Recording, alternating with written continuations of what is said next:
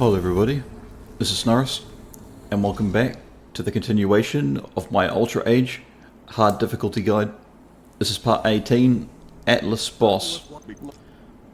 And you'll notice right away this is another dungeon and not the Atlas boss fight, but that's because you have to go through a dungeon area first before you can get to fight Atlas, and if you die while fighting Atlas, you not only have to fight him again, but you'll have to go back through this entire dungeon.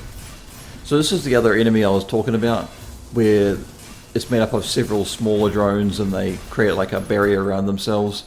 Just use your claymore parry and you can pretty much get infinite blocking, but the moment it wears off you'll take a little bit of damage. I would recommend staying away from them more if you can help it, especially with heavy enemies around like this. But yeah, I'm just really hungry right now. I haven't eaten for a while. It's still early in the morning. I think what I'm going to do after this, the last of these recordings are done, I'm probably just going to get some breakfast, upload a couple of Dead Space 2 videos, get the next ones prepped, and then begin the editing for the rest of these videos. I won't be able to finish them all before going to work, but you know, hopefully I can have everything done before the weekend, because I've got a bunch of games I want to sink my teeth into.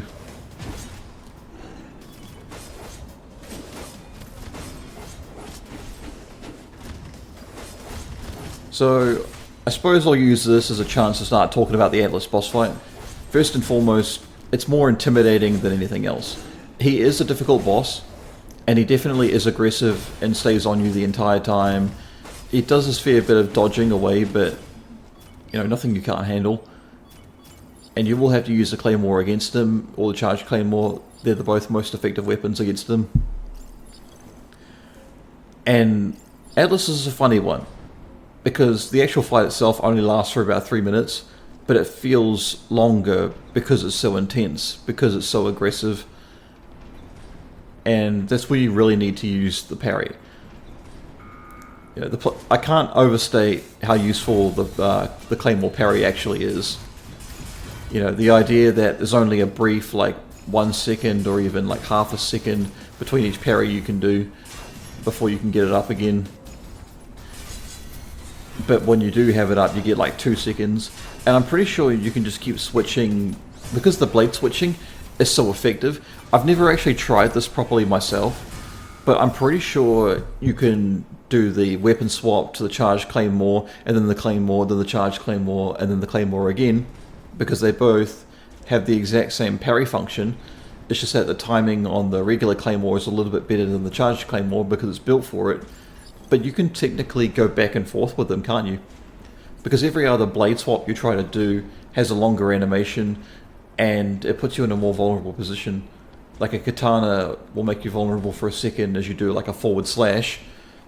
The lightning blade will be like 2 seconds of vulnerability where you drop a blade down.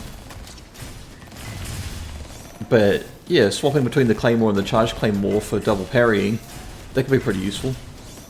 I'm surprised I didn't actually try it in this walkthrough here. But for those of you who don't know, other than this dungeon, other than that, and then facing the Atlas boss, there's only one more part to go, and that's the final boss fight against Deucalion, my favourite boss in the game. I love the fight itself. I love Deucalion's whole look, his voice, his presence despite being in the game for so little and being hyped up the whole time. I love the music in the background. I love the way it finishes off in that final cutscene that I decided to include it at the end of the fight. You know, it's how epic it was.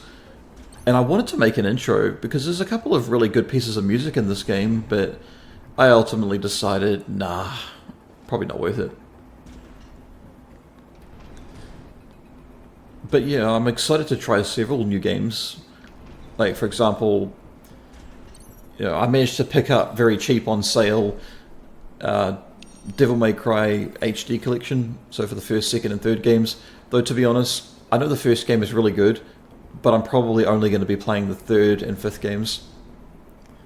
I thought about revisiting the DMC reboot, because I did like that reboot, but I prefer playing the definitive edition.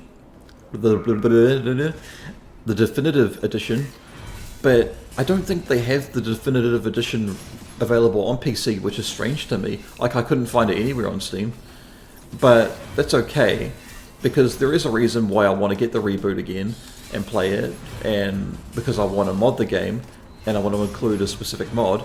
Those of you who know probably know what I'm referencing, but for those of you who don't, if I can get it to work, you're going to be in for one hell of a shot. Otherwise, yeah, I'll be playing Devil May Cry 3, and I'll probably make a couple of different walkthroughs out of that, like a secret missions guide, you know, a guide on beating hard difficulty with no upgrades.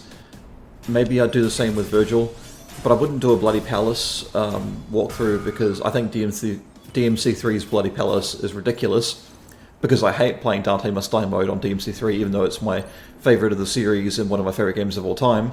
I do not like playing Dante Must Die mode on DMC3 unless I use a super character.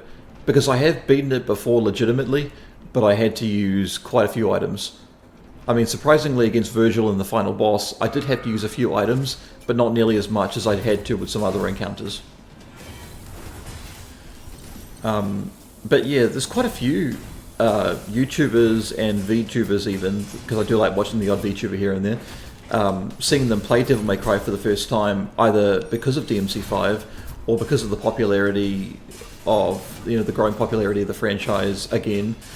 And when the anime came out, the Ade Shankar made, that awful fucking anime, still not better than the original. And a lot of people jumped into the games through that, and they actually enjoyed the games more, but felt rather indifferent about the show, or didn't like the show. And that just fills me with so much life to see the support for the games, but none for the show, because they realise how trash it is. So yeah, I'm very nervous about when Season 2 releases, but I will be watching that. I might do a review on it. But yeah, DMC5 I definitely want to go back to, but do like an S-rank guide for Dante Must Die and Hell on Hell mode for both the original characters, but also for Virgil. And yeah, I think I want to skip DMC4 as well, just because I played DMC4 before for like 250 hours on the special edition, and I'm just sick of DMC4. I find it rather boring now. It is a good game, but just not for me anymore. So I panic a little bit here and use my critical rage early, because it takes so much of my life off to begin with, and I want to get it all back, so you can see my life going up. So this way now I can tank a lot of hits. In this sequence here, when he's knocked down, he doesn't take any damage. He changes his colour around, and he does a lot more like projectile-based attacks.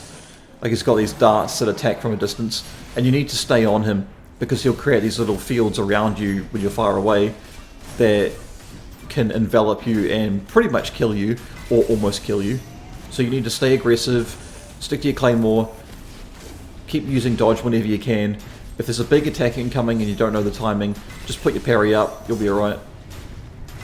Try to get the timing on this just right. And I do get the timing just right. But the actual parry attack didn't work, and I have no idea why. And I feel like I might have found a bit of an exploit there for some reason, but I don't know what it would do. Sorry, throat's really dry and I'm really hungry. But yeah, whatever you can, use your break blade attacks no matter what weapon it is. Even if it's not the claymore, just use it, because against Deucalion you'll need the claymore or the charged claymore. Either one will do. But yeah, this seems like it's going rather slow, but the fight doesn't last very long, and the claymore does decent enough damage. Most of it comes from the break blade attacks, so the goal is to hit him enough times to wear down the durability, and then just to use it and throw it away and discard it in one moment and take out a lot of his health. So you can see he's got a lot of different moves, and so because it's really difficult to telegraph what he does, the best thing you can do is basically just use the parry on the claymore, and you cancel that parry with a light attack and then parry again, or you just keep switching between the claymore and the charged claymore. And with these attacks here, to stay above them, if you want to stay in the air, just double jump and then slash, wait a second, slash again, because if you slash enough times you'll slam down to the ground, but if you slash once and then you do a delay, it'll reset, so you're just sort of floating along the air rather than towards it. And this is pretty much the end for him. I don't have any more healing pocket left, but my critical rage is almost back up to the top again, and I've got plenty of health anyway. And that's the end of Atlas. I do like this fight. I just wish it wasn't so random and weird at times. So I'm just going to make one last massive purchase of all the different sword upgrades and moves and abilities that I can get. And I'm going to make sure I got all my resources in check. And then I'm going to move on through and fight into Kellyan in the next part. So that hopefully I can focus more on talking about the actual mechanics that you see, rather than talking about it beforehand. Which I think I was supposed to actually, I kind of forgot. But trust me, Kellyan's not that rough. If you're ever unsure, just parry. Just parry. Claymore, parry. Claymore, parry. Easy. So, all the parts have been taken care of that I can manage. All the Helvis upgrades are done. All of the blade attributes are done, except for the steel blade. And so I'm just going through all these upgrades over on this side of the skill tree. And they're just taking care of some of the early ones now, just to get as many as I can. But it don't really matter. We're missing out on a bunch of them. We could have if we spent more time grinding, but I also didn't die as often in those dungeons as I normally do. So that makes this run very good. So anyway, thanks for watching, and I'll see you guys in the finale.